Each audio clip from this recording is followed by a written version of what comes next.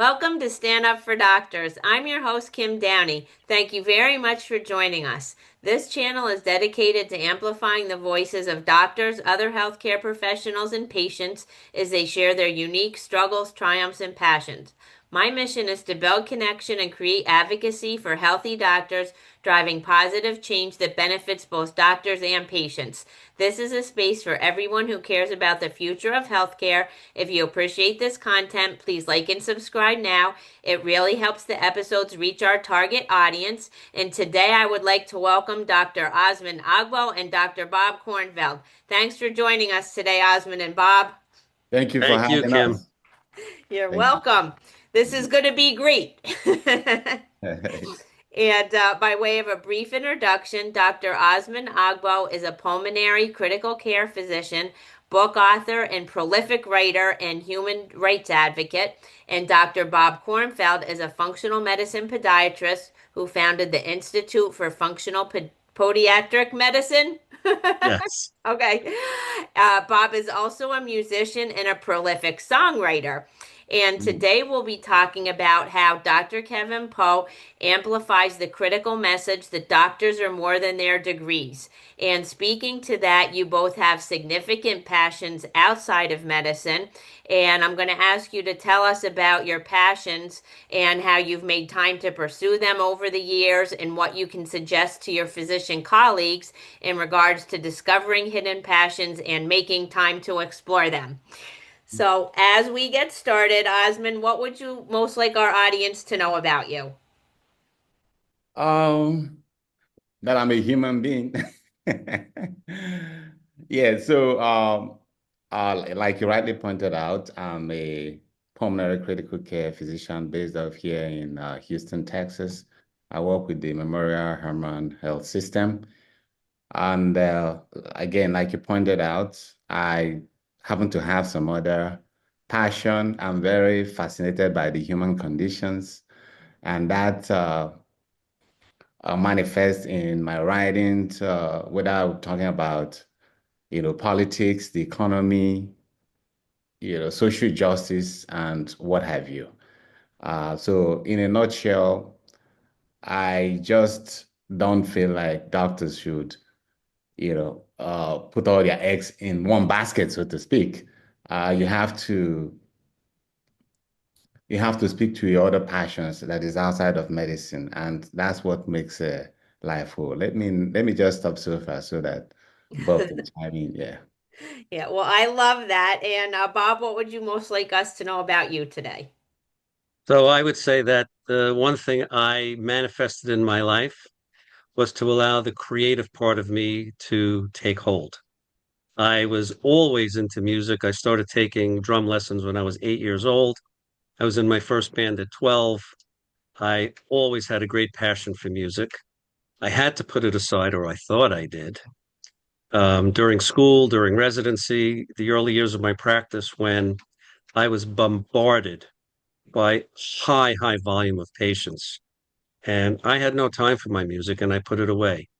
And honestly, deep inside of me, it was burning a hole in my heart because I missed it, but I felt I had to let it go. And what I learned as I went through all of the manifestations of burnout is that if I don't manifest all of me, the authentic me, I'm never going to be happy. I'm never going to be satisfied. I'll always be frustrated and I'll always be resentful. So, of course, I love what I do. I'm a functional medicine and regenerative medicine doc. I specialize in chronic foot and ankle pain. Probably 90% of the patients I see have seen 5, 6, 10, 15 other doctors. Mm. But the way I work zeroes in on the underlying mechanisms, and I've been able to help a lot of these patients. That's also manifesting my creativity. So it's allowed me to be fully me. And, although at one point I thought I have to just be a doctor, I have to sink in, I have to focus, I have to be here all the time, a lot of me got lost, and we don't have to do that. Well, I love the message that you're both sharing because we need doctors, and I love that you're finding ways to make it sustainable for you, which sometimes includes exploring passions outside of medicine. And I believe I connected with Osmond, because I was reading his articles on Kevin MD. And just as Bob, you're a prolific songwriter, Osmond is a prolific writer about many things, the things he talked about, but even other things and novel type things. So I have his book, The Velvet Court, and I read that. I think it came out about a year and a half ago, right, Osmond? Yes, yes, yes, definitely. Thank you so Yeah. much. So, Yeah. what would you like to share about your writing journey? Yeah, so it's just I let me say I totally agree with what Bob talked about, his creative side. I think I can't remember this person, but he said something to the effect that if you're a doctor and you're just being a doctor, that, the burnout you experience is actually not just because of overwork, because of undernourishment of the soul.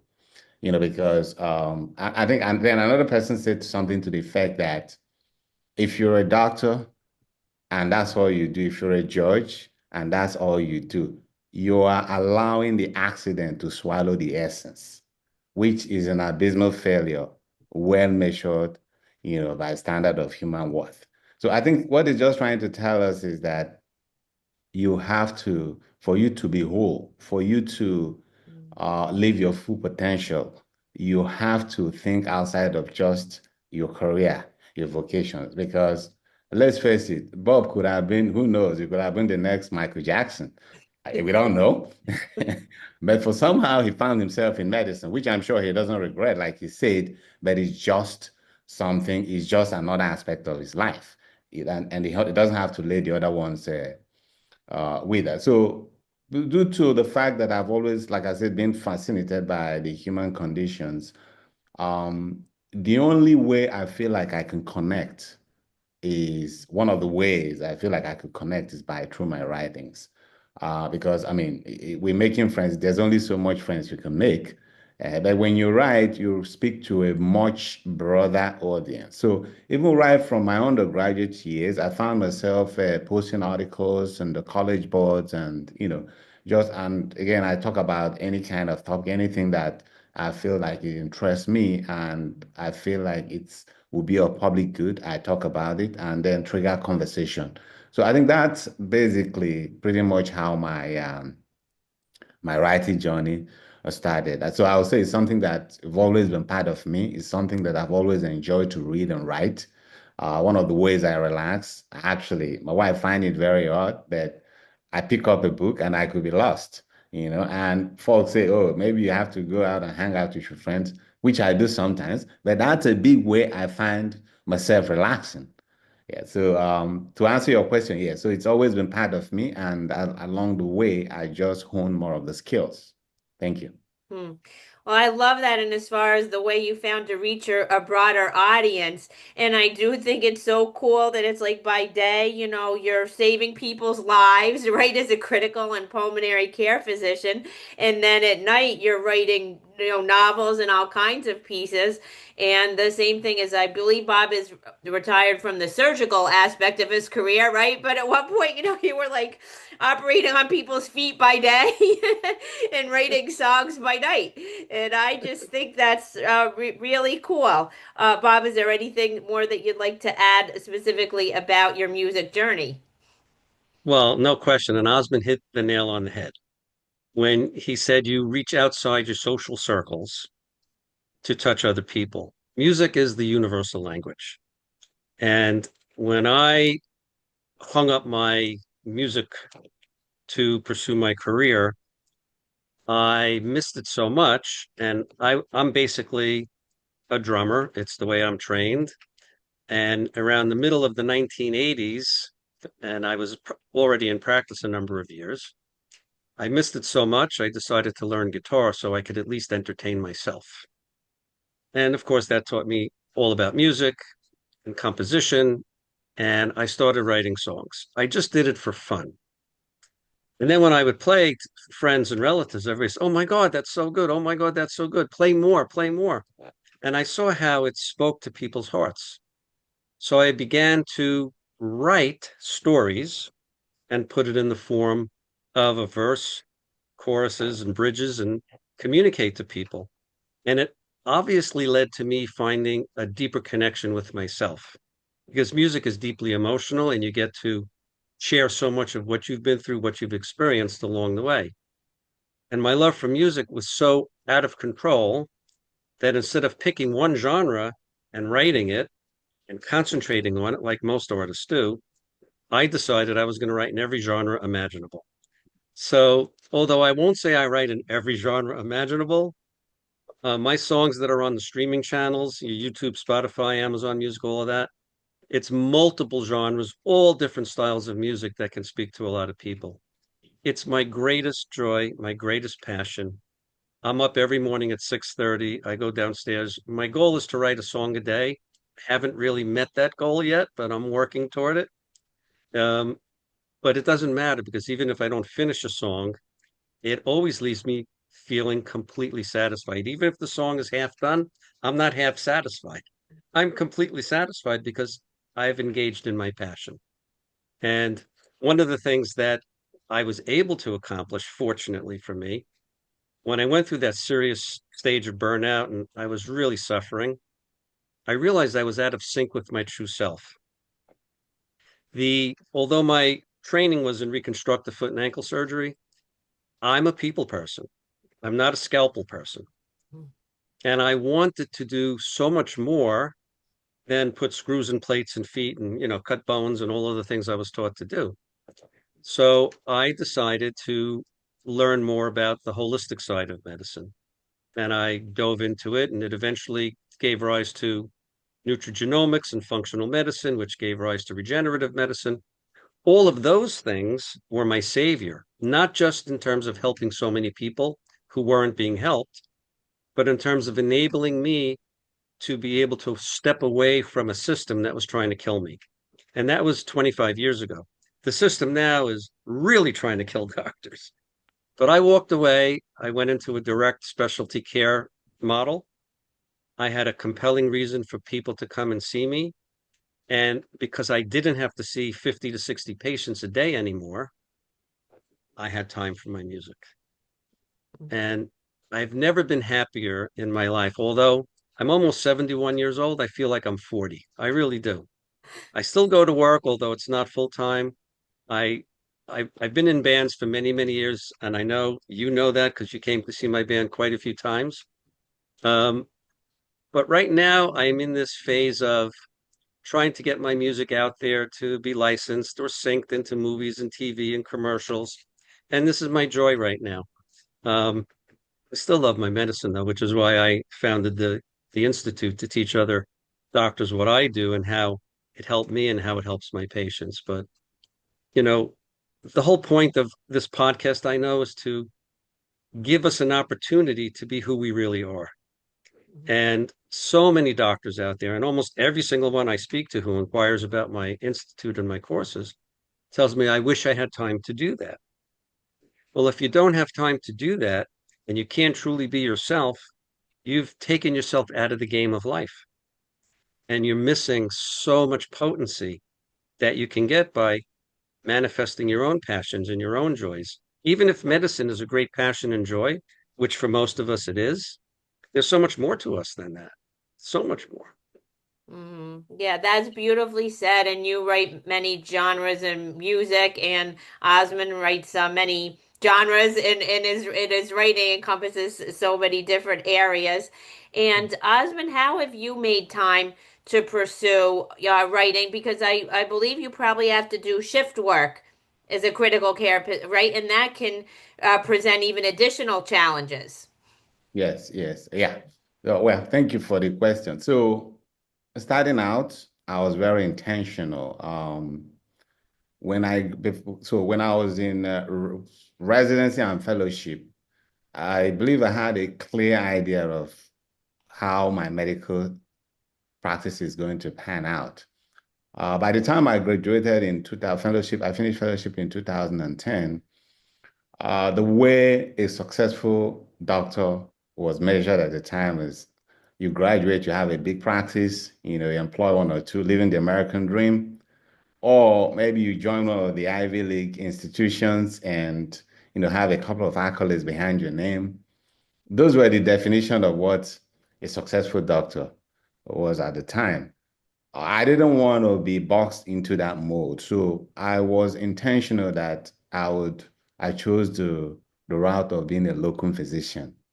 That's why, and the reason why I chose that because I knew I had some other passions that I wanted to pursue. I've always told myself that I love the business of saving life.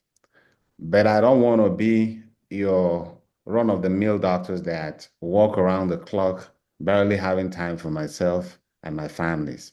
And so I chose that locum work because I feel like I could regulate how much more I want to do in medicine. And then that will give me enough time to be able to pursue my other passions. And that's what I've basically done because I'm able to decide to, okay, maybe sometimes walk 2 weeks out of the month. Sometimes I just do a week out of the month, depending on what I'm doing and depending on how I feel about it.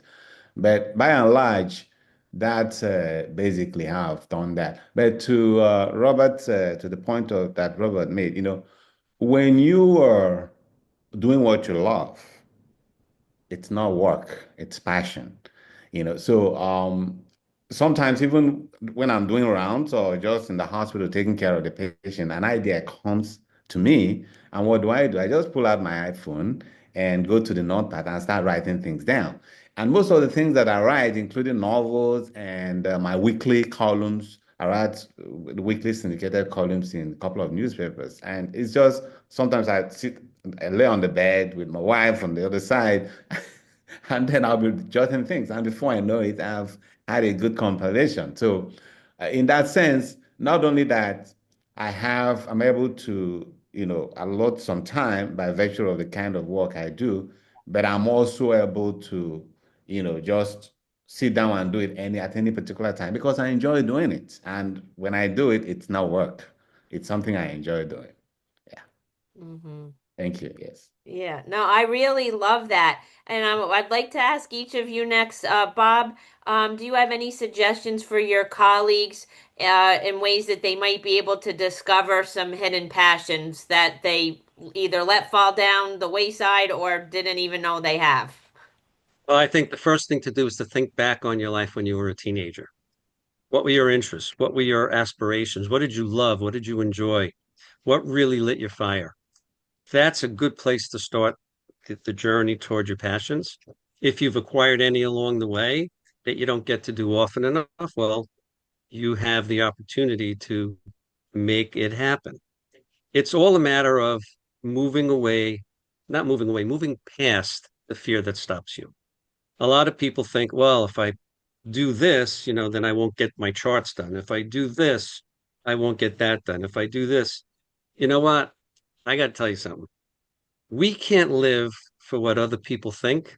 We can't live our life trying to impress our employers, our patients. We have to live to impress ourselves. And, one of the things Osmond said that I really related to, creatives have very similar mindsets. When something strikes us, we don't let it go. I can't even tell you how many times I'm in a conversation with someone and I think of the title of a song. Or I could be out in the world doing something and I'm watching things unfold around me and I get an idea for the lyrics. And of course I take out my phone, open my voice memo, and I tell it what I want because when you have a creative mind, and I know Osmond will admit to this as well, Yeah. so many things pop into your head, you can't keep them all straight. And you think, oh God, I forgot what I wanted to. I don't let it go. I'm on top of it. But to get back to your question, we all have the right to be ourselves. We all should take the opportunity to manifest all of us because one of the things I didn't want to do was to have regrets at the end of my life. And I did not want to die before I got to live. And like I said before, I'm a people person. I'm involved with a lot of people at work in my medical career. Music connects me with tons of people, whether I'm at a songwriting workshop or a recording session or a jam session. I get to meet other incredible musicians who have creative mindsets that really fire me up, you know, and it turns me on. So I guess my one overriding recommendation is don't let yourself go. Mm-hmm. Don't let yourself go. Yeah, I think that's great, and I loved also how Osmond had spoke to like nourishing the soul and defining what is a successful physician. And Osmond, I was wondering if you have anything to add, suggestions for your colleagues to discover their hidden passions or make time for them. Yeah, thank you. I mean, I think Rob has said it all, but I guess I'm just going to chip in. So we all have things that interest us, you know. You don't have to look far to know the kind of thing that you enjoy doing in life. And that's what it's all about. I think the big question here is how do you go about doing it? So one advice I'll give to my colleagues, which Bob has already talked about, is you have to define what success is for you. Okay, that is to say that we have to avoid what somebody called a doctor syndrome. The doctor syndrome is trying to keep up with the Joneses. The idea that the society believes you're a doctor, you have to live on a $1 million mansion, you have to drive Maserati and all those kind of stuff. Because when you do, you find yourself always, down on your finances, depressed, trying to keep up. And when you're in that mindset, there is nothing else that matters to you other than going and making money and coming back. You wouldn't have the luxury to pursue other passions you have. And so my advice to our colleagues is don't avoid a doctor syndrome. Live within your means. If possible, actually live below your means. Because let truth be told, as doctors, we make more than 99% of the people in the world, uh, conservatively speaking. Yeah. So, and because of that, if there's, aside from the satisfaction we get from, being playing a role to make somebody whole, the fact that, some of us can make in a month what people can't even make in a whole year, it should be very comforting to us and give us that opportunity to be able to pursue our passion. But that is only if we live within our means or below our means. So that would be my advice. Live below your means, avoid the doctor syndrome, don't try to keep up with the Joneses, define success in your own terms, and that's it. Yeah. Well, I love that a lot, and I love that you're two doctors sharing this for other doctors. It's not someone from a high horse or, telling other doctors what to do. It's coming from the trenches, from actively practicing doctors yourself. So thank you so much for sharing that. And if I could ask you each another question, what has helped you overcome challenges, Bob?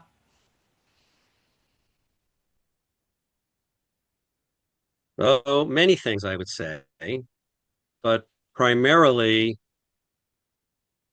was understanding I'm committed to do something and I'm consistent and I don't expect results too soon, I'm going to wind up getting the results I want.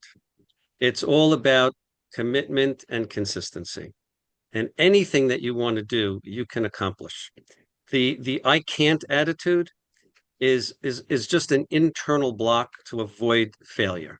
And what I tell people who say to me, well, I'm afraid to do what you do because I might fail. I ask them, well, how do you feel about your life now? Well, I hate my life now. Well, isn't that failure? So give yourself an opportunity to succeed. Do something different. Einstein's theory of insanity was doing the same thing over and over again, expecting a different result. We have to do different things to expect a different result, and you just have to do it consistently. Mm-hmm. Yeah, that's so well said. And doctors end up having a perfectionistic mindset, sadly, some of it because it's drilled into them about, not making a mistake. And but if you don't try something new, then you're just failing ahead of time, right? So go for it, is what Exactly. we're saying, right? Go for it. Osmond, would you like to share what helps you overcome challenges? Perspective.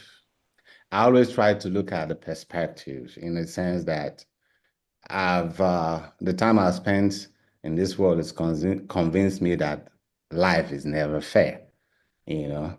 And like you say, those that are happy about life is not because life is perfect for them, but they've just decided to be more hopeful instead of relying on their past experiences. So that's one.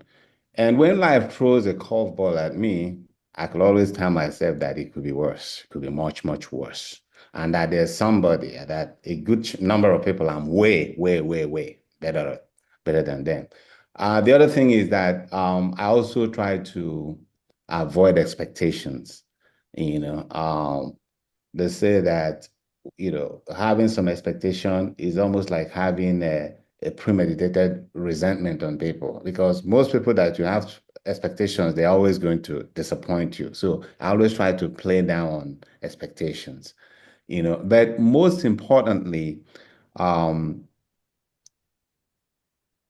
I always find a reason to be grateful.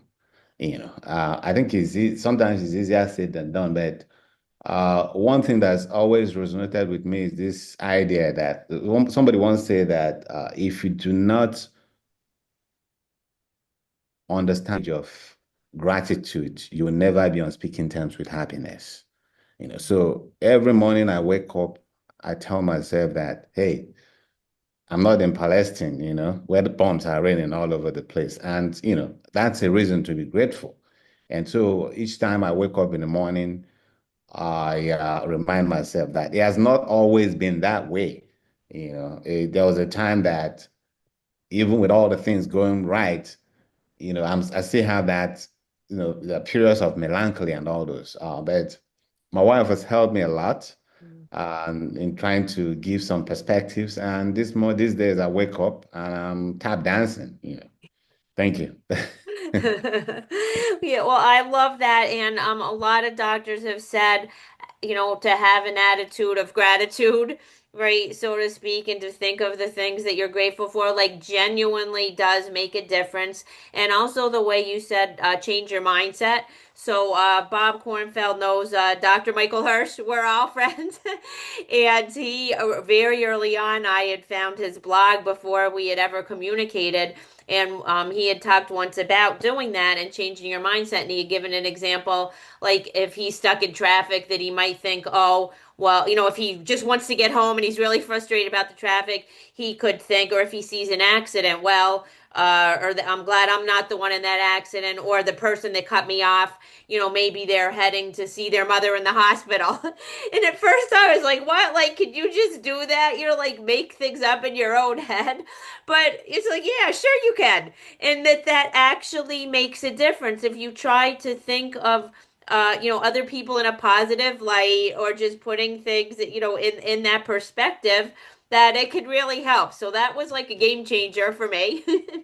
So as we just start to wind down, Bob, is there just anything else you would like to tell your physician colleagues?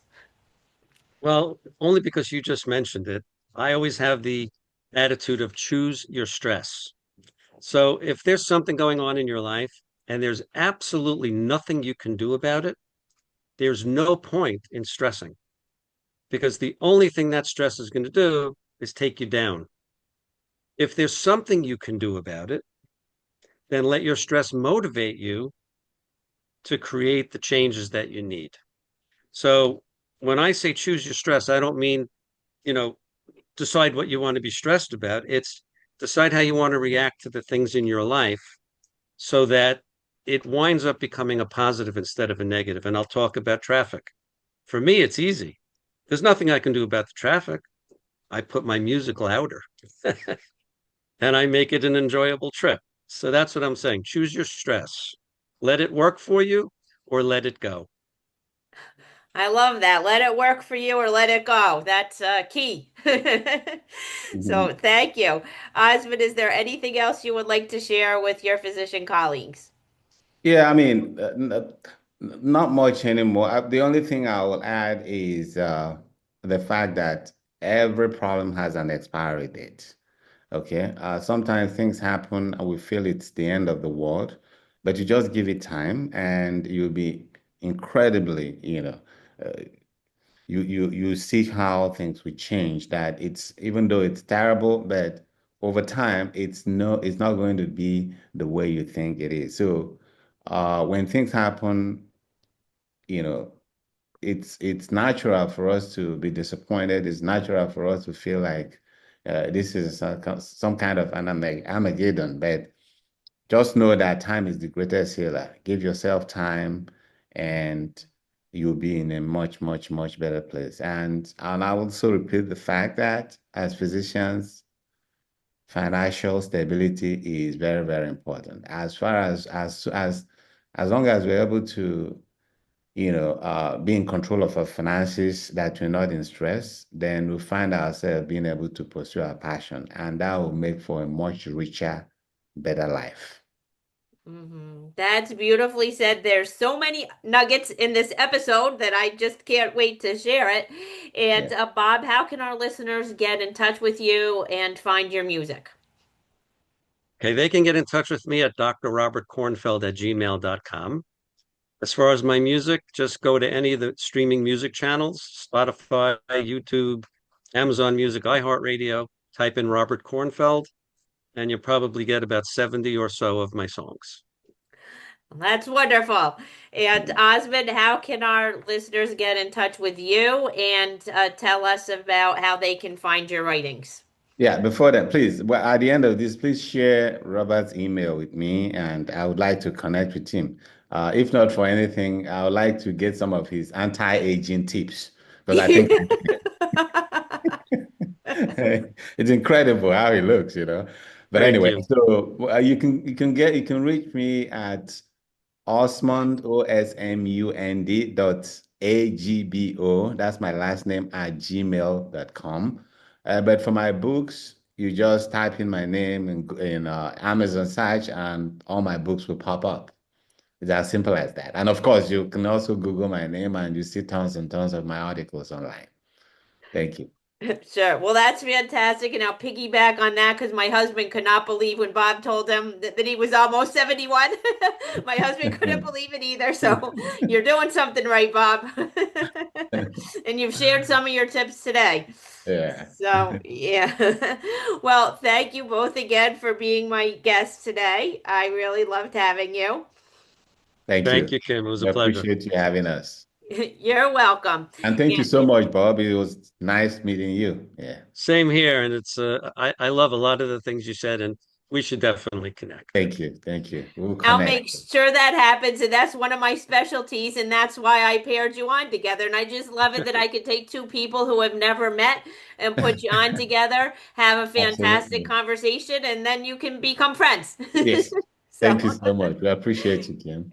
thanks. So, All in right. closing, to move the needle in healthcare, we all need to raise our voices and we all need to care about each other. We already know that doctors need to care about patients, patients need to care about doctors too. So, stand up, doctors, and let's stand up for doctors. Thank you. You're welcome.